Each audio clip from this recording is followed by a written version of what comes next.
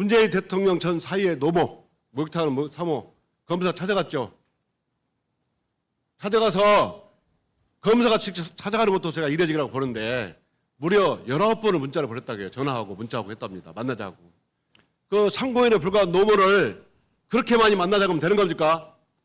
이거는 스토킹 처벌법의 스토킹입니다. 스토킹. 그 검사는 처벌받아야 돼요. 네? 그 검사 지금 있습니까? 사직했습니까? 사직했습니다만 그 부분에 대해서 좀 설명을 드려도 괜찮겠습니까? 됐습니다.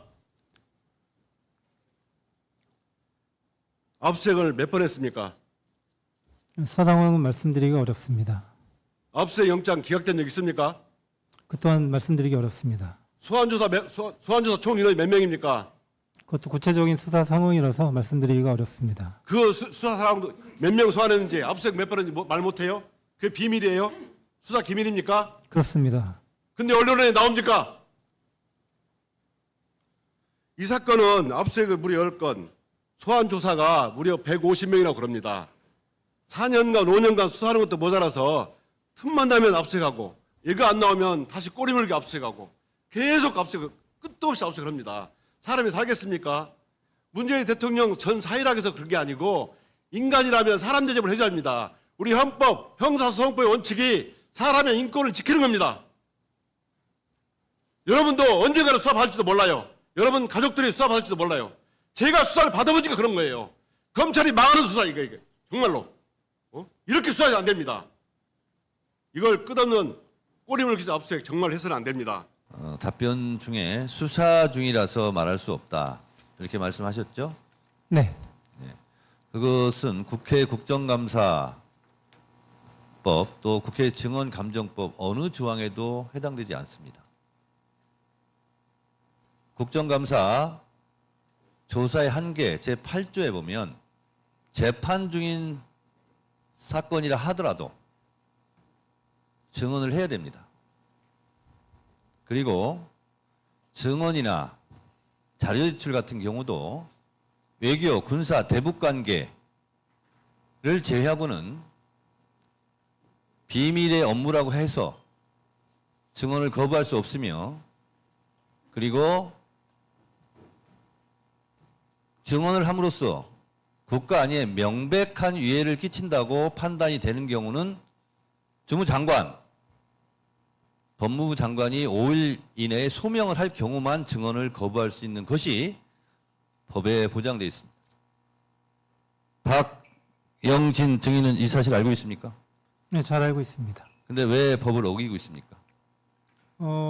국정감사법에 대해서 뭐 논쟁을 하고 싶은 생각은 없습니다만 저희 판단으로는 논쟁이라는 말 하지 마시고 수사에 영향을 미칠 것이라고 판단이 들면 또 수사 기밀을 유지를 해야 되는 또 의무가 있기 때문에 증언 거부는 형사소추, 형소법 148조, 149조에 대해서만 할 수 있어요. 그 형사소송법 148조, 149조에도 지금 증인이 둘러대는 얘기는 없어요.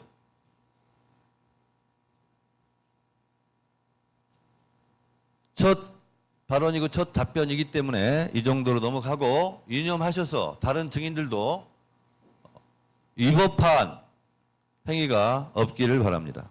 그다음에 전주 검사장님, 예, 박영진. 네, 지금 문대혜 씨 사건 관련해서 수사 중이죠? 그렇습니다. 네.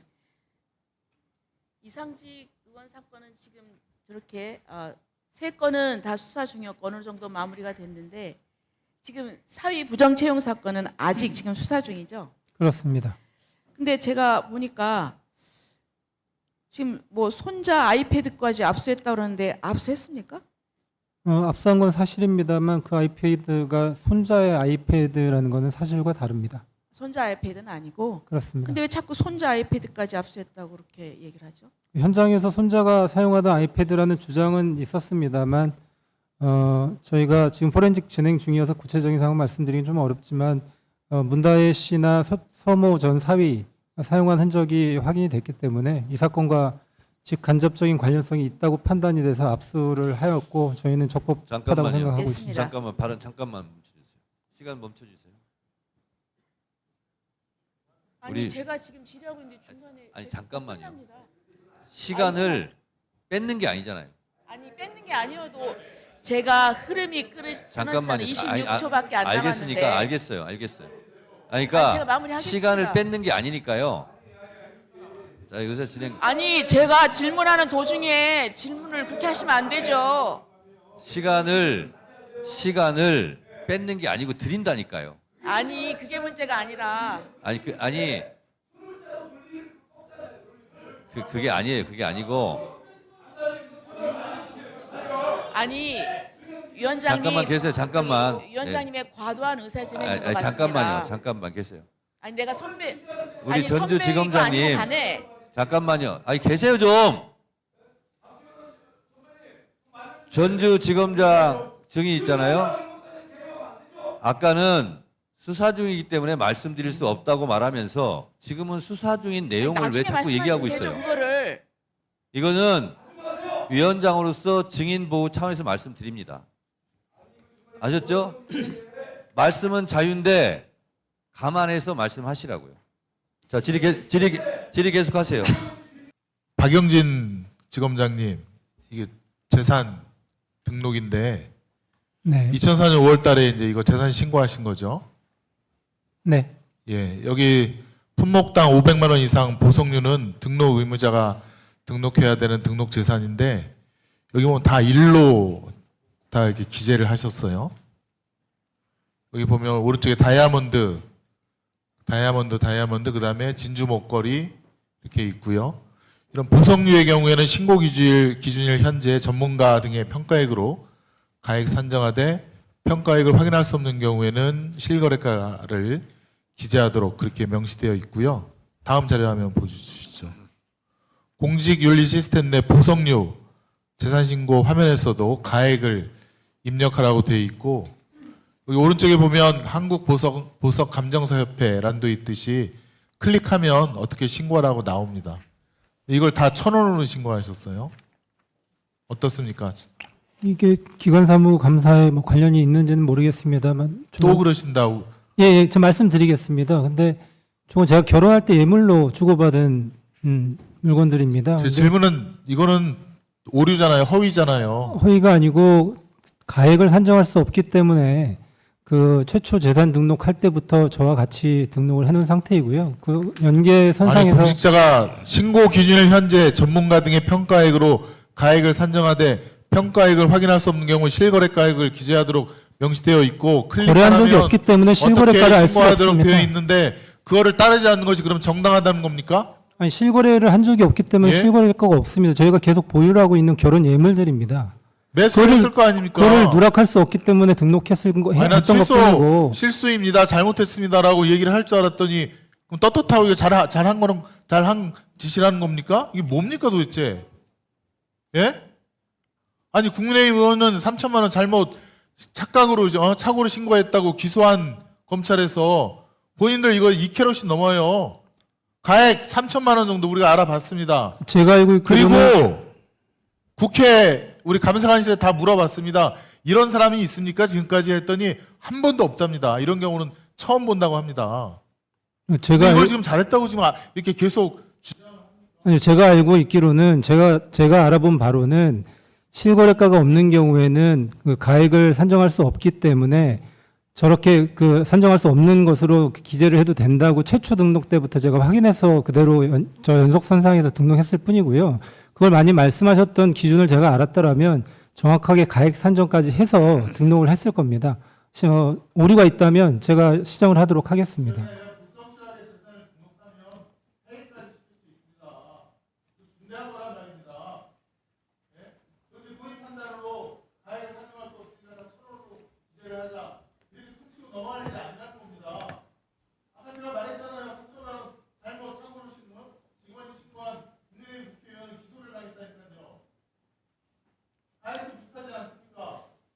뭐 그 사건은 제가 모릅니다만 아무튼 살펴보겠습니다. 저도. 자, 정리해 주세요.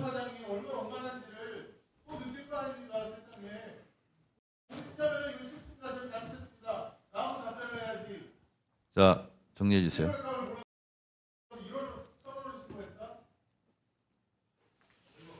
네, 수고하셨고요. 우리 황병주 대전 고검장님. 예. 방금처럼 재산 축소 신고하고 허위 공문서 작성하면 즉각 검찰이 수사해야 되는 거 아닙니까? 근데 저는 이제 저걸 보고 뭐 사실 저희가 잘 모르니까요. 그렇게 하는데 이제 아니. 저는 드는 생각이 국회의원들도 예. 재산 축소 신고하면 수사받고 재판에 넘겨져서 재판받아요. 21대 국회 때 그래서 재판받아가지고 80만 원 벌금 맞은 사람도 있고. 근데 검찰이라고 예외로 하면 안 되잖아요. 즉각 수사해야 되는 거 아니에요?